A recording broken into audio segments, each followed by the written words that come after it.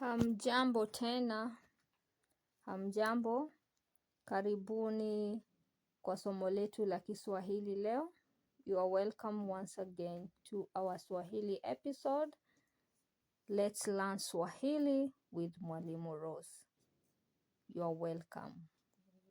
What we say is karibu, karibuni.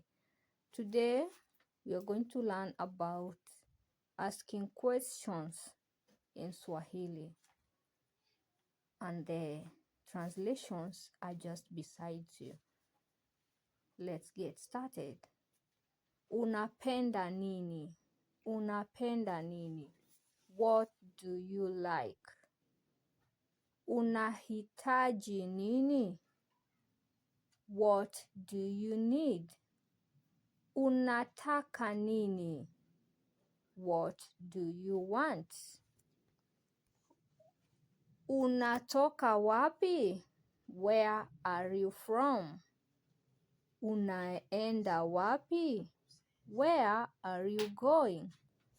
Unaishi wapi? Where do you live? Utakuja lini?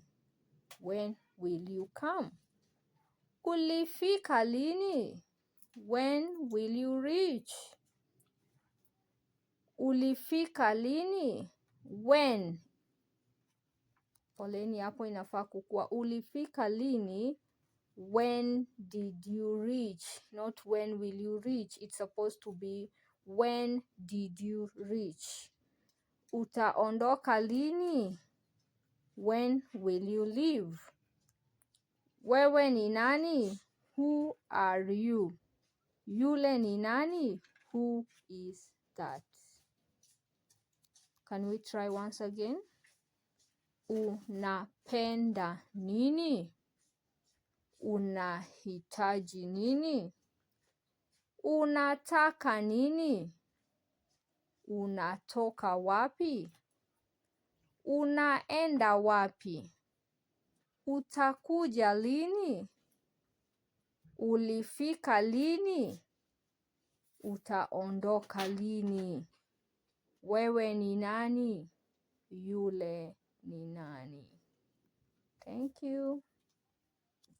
Let's meet at the next class. Bye for now.